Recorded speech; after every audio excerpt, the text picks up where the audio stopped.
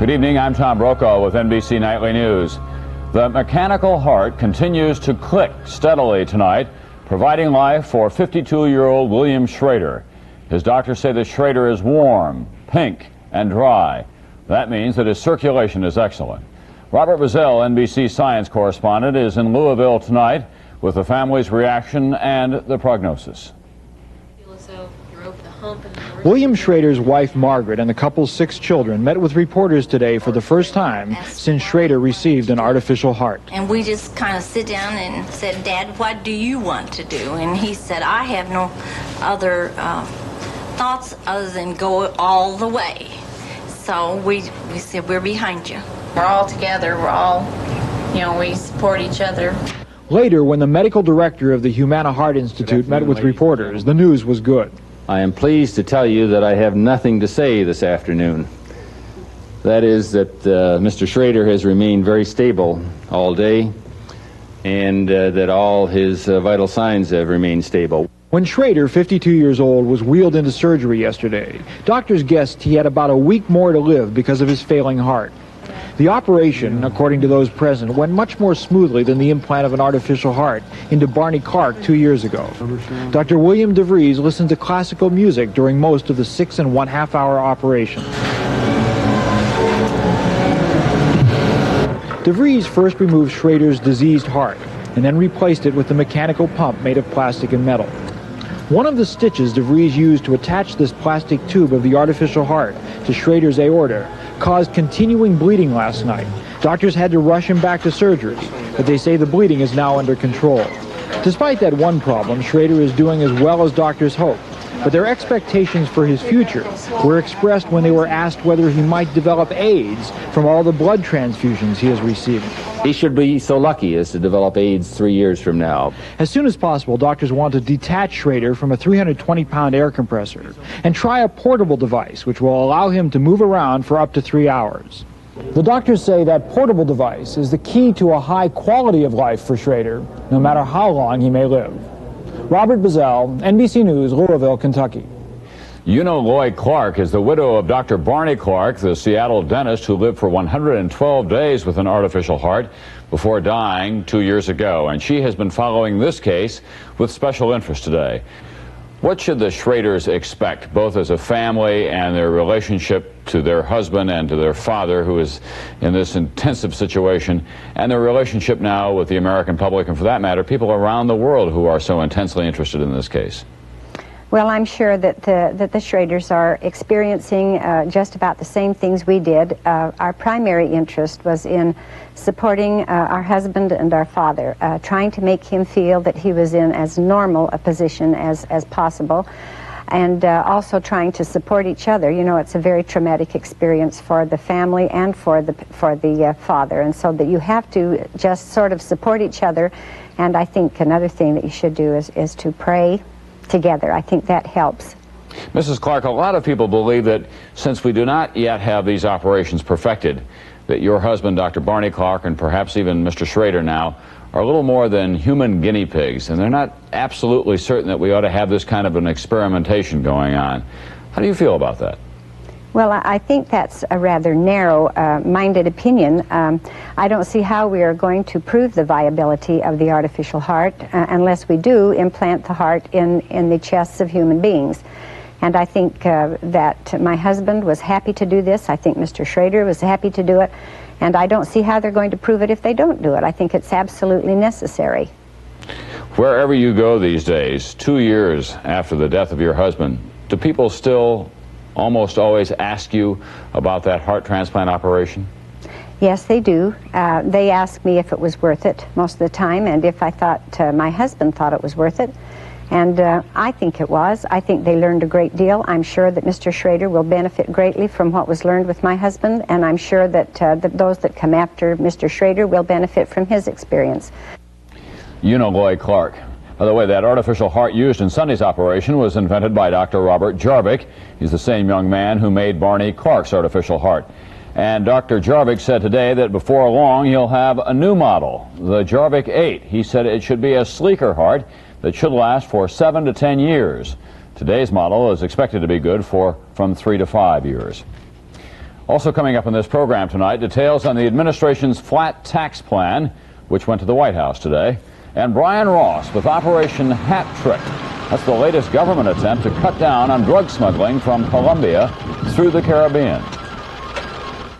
The special richness of Folgers crystals.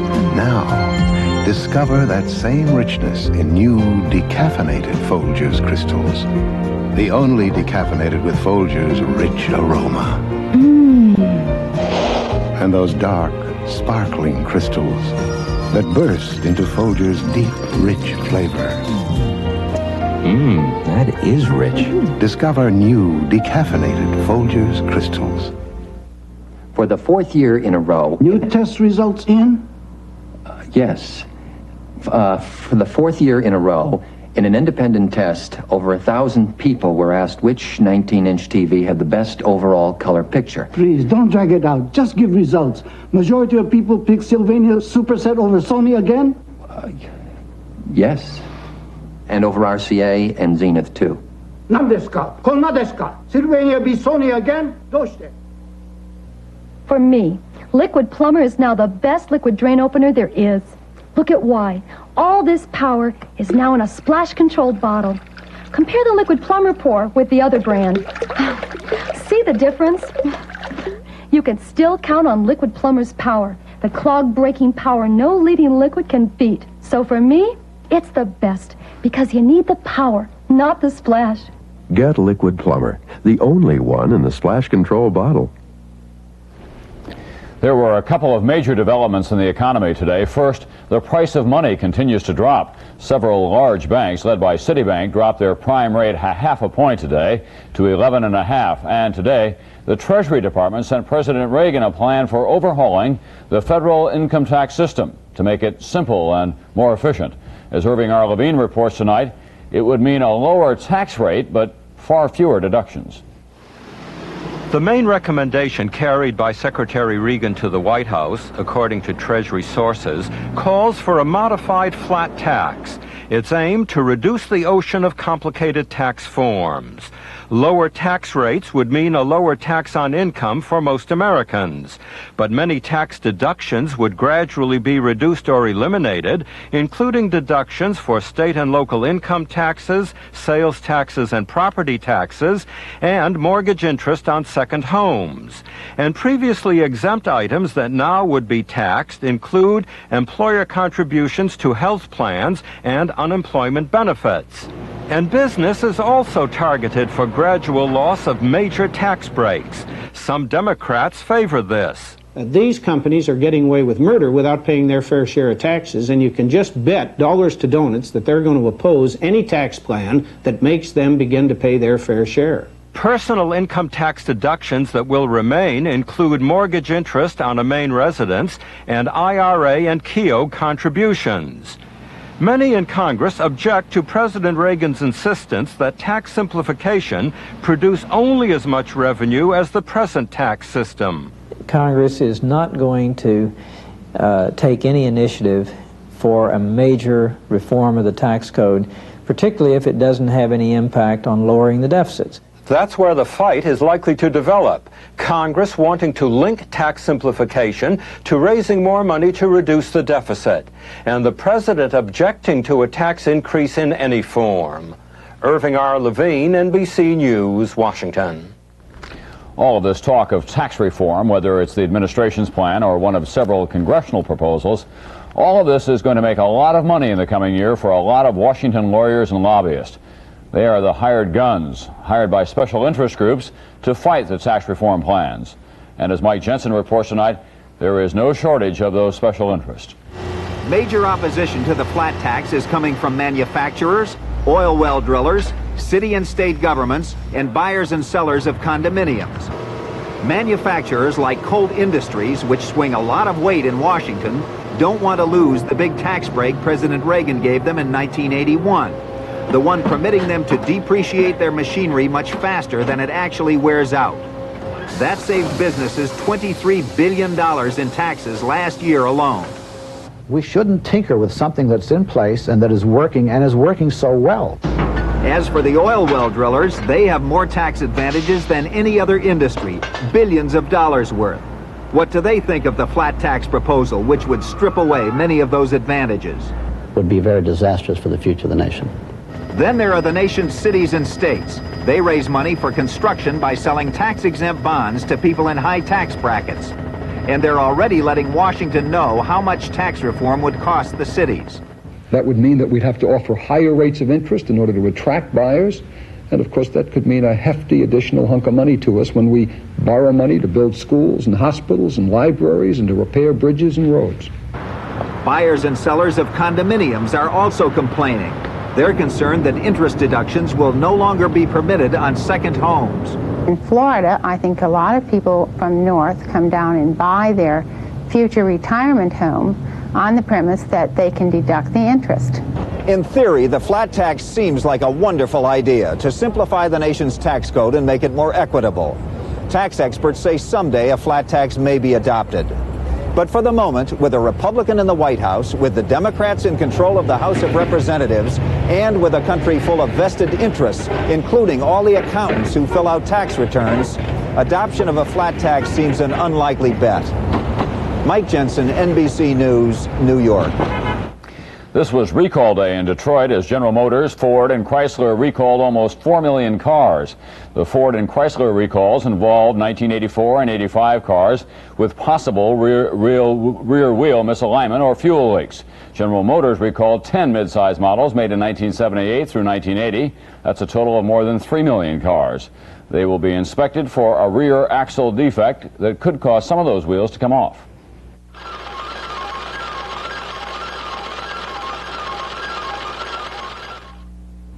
There's only one Super Bowl of cereal, and there's only one taste that makes it the super taste of Kellogg's Corn Flakes. Just think of crispy golden flakes. Delicious, crunchy flakes of corn. So pure and simple, just can't wait. Low in sugar, loaded with vitamins and iron. So good for you, don't hesitate. For a Super Bowl of our most nutritious corn flakes ever. What a Super Bowl. Have yourself a Super Bowl. Kellogg's Corn Flakes. Super taste, super good. Kellogg's Corn Flakes. This Remington microscreen shaves as close as a blade or your money back. Look, no cord. It's rechargeable. It never needs a cord because this convenient charger stand keeps it continually charged. The Remington microscreen shaves as close as a blade or your money back. Here's why. The first screen shaves incredibly close. The second screen even closer. The Remington microscreen rechargeable shaver shaves as close as a blade or your money back. And the Lady Remington rechargeable, the perfect gift, shaves without a cord. I'm not a doctor, but I play one on TV. And when many adults get a cough, they play doctor at home. They treat their cough with the same medicine they originally bought for their children. They need one of the adult formulas from Vicks for the coughs adults get with the strength adults need. Formula 44 for coughs, 44D for coughs with congestion, and now Formula 44M for coughs with congestion and a raw, irritated throat. The adult formulas. You can't buy anything more effective. The adult formulas from Vicks, of course. In Bogota, Colombia today, a car bomb blew up outside the U.S. Embassy across from the offices of the U.S. Drug Enforcement Administration. This explosion came just 12 days after the lives of Americans were threatened by Colombians involved in drug traffic. Diplomatic correspondent Marvin Kalb has been following this story at the State Department tonight. It was a car bomb, crude dynamite that exploded at 3:55 and shattered the afternoon quiet on this small street back of the U.S. Embassy in Bogota, not 10 feet from the fence surrounding the embassy compound. No Americans were hurt, but 3 or 4 people passing by were seriously injured. Preliminary reports say 1, possibly 2, might have died. Cars parked on the back street were damaged. From an embassy window, U.S. Ambassador Louis Tam surveys the scene. The force of the explosion ripping into the building across the street, but not damaging the embassy itself. U.S. officials believe that Colombian terrorists are responsible. Drug dealers angry at President Betancourt for signing extradition orders aimed at sending 6 of them to the United States on drug charges. The terrorists threatened the lives of American and Colombian officials. As a precaution over the weekend, about 50 American diplomats, including dependents, were evacuated from Bogota. Terrorism tied to drugs is a spreading multi-billion-dollar problem in Latin America, and when governments encouraged by the U.S. try to crack down, anti-American violence almost inevitably follows. Marvin Kalb, NBC News, the State Department. Meanwhile, narcotics enforcement officials are in the midst of their biggest effort yet to stop the flow of drugs into this country. This one is called Operation Hat Trick. To a hockey player, of course, a hat trick is scoring 3 goals in one game. Brian Ross reports tonight that the goal in this game, however, is to keep marijuana harvesting from coming to market. This is the United States Coast Guard cutter Seahawk, steaming at full speed in the Caribbean, about to overtake a boat suspected of carrying Colombian marijuana. The Seahawk is one of 29 Coast Guard and Navy ships on station in the Caribbean as part of the biggest operation ever to keep drugs out of this country. On this day, Coast Guardsmen and U.S. Customs agents, armed with shotguns, boarded and searched the Honduran fishing boat. But in this case, the search may have come too late. Agents found only remnants of what they thought was a marijuana load. A huge cat-and-mouse game is now being played out in the Caribbean, with American ships patrolling 3 key sea lanes as part of what is being called Operation Hat Trick. In Washington, at the Vice President's office where Operation Hat Trick was planned, Chief of Staff Daniel Murphy says the anti-drug operation at sea and in Colombia may have stopped as much as half the fall crop of marijuana. We have an effort going at the moment which is unprecedented outside of military operations in the history of the United States. And, of course, I'm not going to be happy until we get all of the fall crop. So far, authorities say about 250 tons of marijuana have been seized. A lot, but still less than what authorities had hoped for, given the size of the operation at sea. It appears the smugglers had anticipated an operation like this one in the Caribbean. Some smugglers have told NBC News that drug rings now have their own spotter planes, so they know where the American ships are. And the Colombians, to get around the sea blockade, are putting more marijuana shipments into the air, running a kind of marijuana airlift, dropping bales into the waters in the Bahamas, where small boats pick them up and bring them to the Florida coast. An additional 60 customs agents are expected in Florida this week to go on patrol, as this country makes yet another big effort to keep the fall harvest of Colombian marijuana from reaching these shores. Brian Ross, NBC News, Miami. President Reagan announced today that this country and Iraq are resuming diplomatic relations now after a break of 17 years. But administration officials cautioned that the move represents no change in U.S. neutrality in the Iran-Iraq war or U.S. support of Israel. The announcement was made during a half-hour meeting between the president and Iraq's foreign minister, Tariq Aziz. Later, Aziz had lunch with Secretary of State George Shultz. The Iraqis cut off relations with the U.S. in 1967 to protest Washington's support of Israel during the Six-Day War. Something's new about that cereal. Delicious. Love the apple. Now there's even more apple. That's why it's called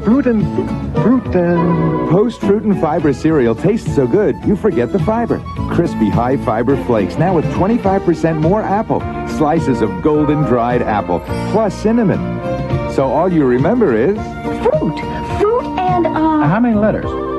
Now Fruit and Fiber has 25% more apple. It tastes so good, you forget the fiber. Believe it or not, this kitchen has lots of places for a Whirlpool microwave oven. A compact for a compact place. An oven over the range, this way or this way. One that goes in here. A wall mount for here. Actually, one for just about anywhere. Most models offer our balanced wave system for all-around cooking performance and our quick defrost cycle. And every Whirlpool microwave oven comes with our promise to make your world a little easier. It's the magic of the season. It's the best of times to be at Kmart. Where can you find just what they always wanted at just what you wanted to pay? You guessed it. This year more than ever, you'll find Christmas at Kmart. We've got it and we've got it good. This Christmas, Kmart, we've got it and we've got it good. There were new and positive signals on arms control today from the United States and the Soviet Union. The first came from Assistant Secretary of State Richard Burt. He said on NBC's Today program that the United States would like to resume actual negotiations on reducing nuclear arms in January. That is when Secretary of State Shultz meets with Soviet Foreign Minister Gromyko in Geneva. The original purpose of their meeting was to simply set an agenda for a new round of arms talks. And in Moscow, significant news came out of a meeting between Soviet leader Chernenko and Neil Kinnock, the leader of Great Britain's opposition Labour Party. Kinnock was quoted as saying that the Soviet Union had dropped its demand that the United States stop deploying medium-range nuclear missiles in Europe.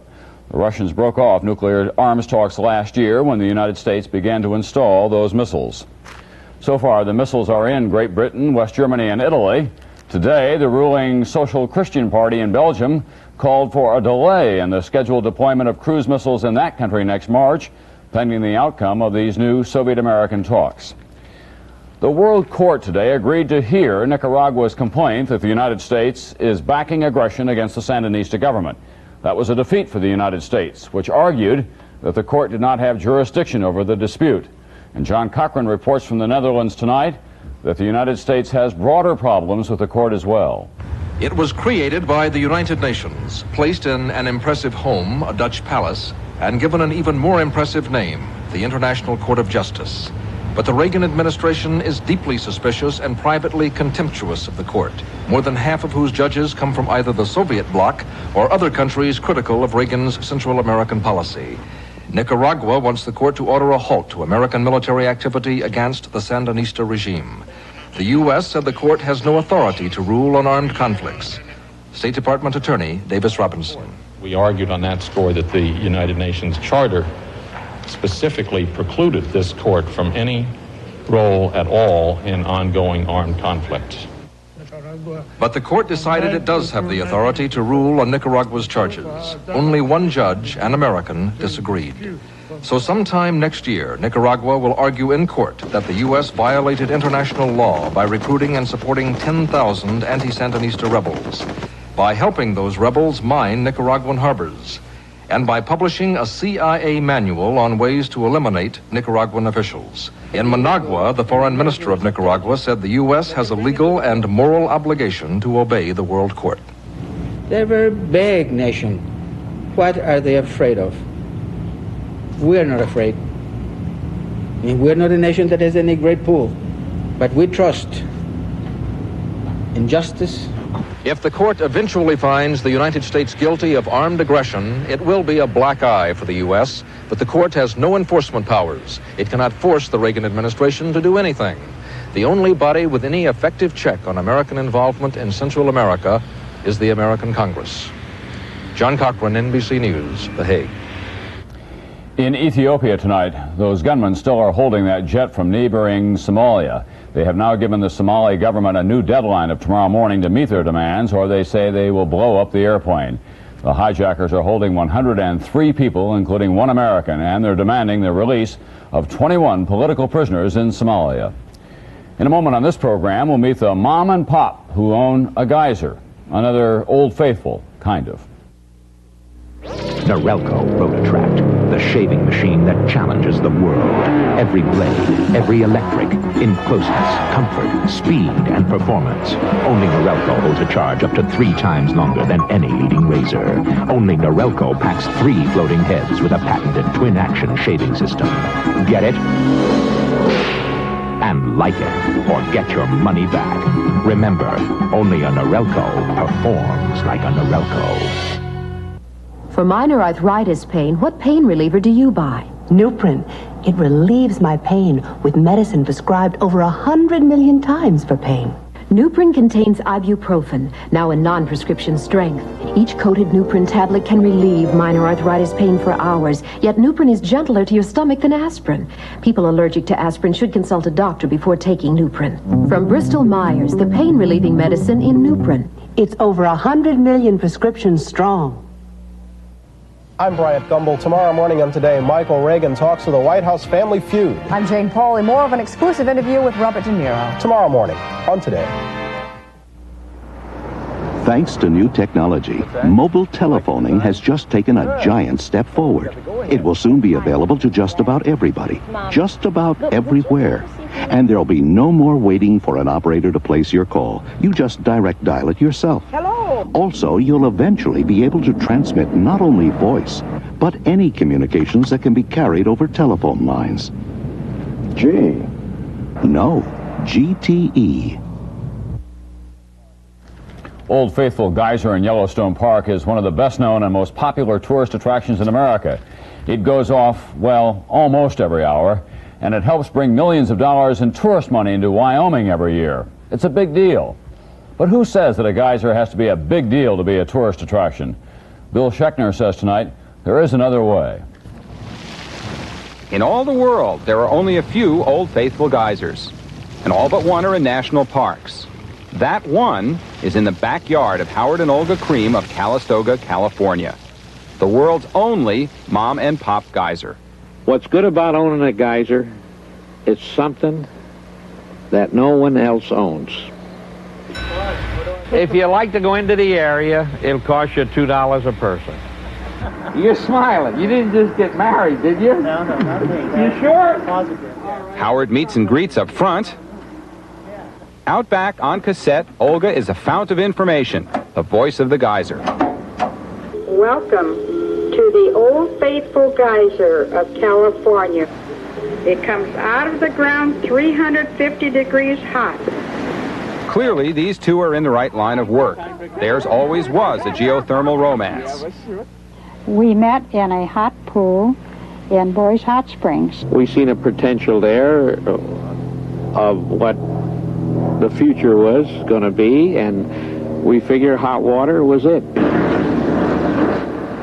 It certainly was around Calistoga. Heat from underground fires the local industry. Cures for ailments known and unknown, real and imagined, that draw thousands to the spas. There they can sweat, soak, or submerge in hot volcanic mud. Human prunes stewing in a sulfuric sauce. 10 years ago, Howard and Olga learned the geyser was for sale. They bought it. Since then, the days have passed in 40-minute slices. In fact, I presume there's a magnetic field. Didn't you feel a magnetic field around here? Didn't you feel like just taking your boyfriend and hug him, or your husband? Yeah. Huh? Go ahead, hug him. Let's see you hug him. Just let's see if it worked.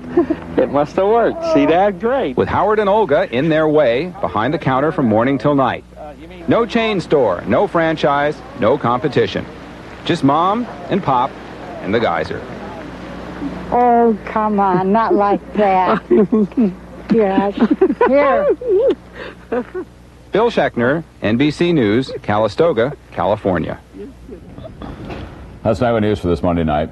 I'm Tom Brokaw. Good night from all of us at NBC News.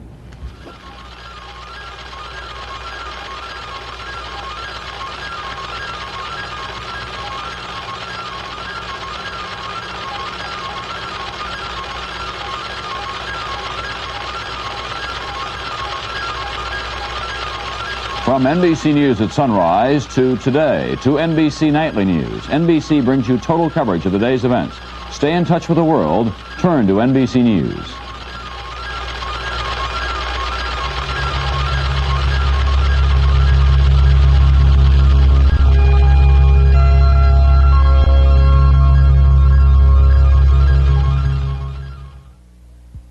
Tonight on TV's Bloopers, comedy classics with young Johnny Carson, practical jokes on Kim Fields and Tony Danza, and some embarrassing moments from Cheers. Then it's an NBC World movie premiere. Lee Remick takes on a madman to save an innocent child. Her worst fears and her only hope is in the rearview mirror tonight. Coming up next on The Scene at 6, for the fourth time in 4 years, the State Health Department has suspended admissions at a Nashville nursing home. And a father and son accused of murdering a distant relative appear in court.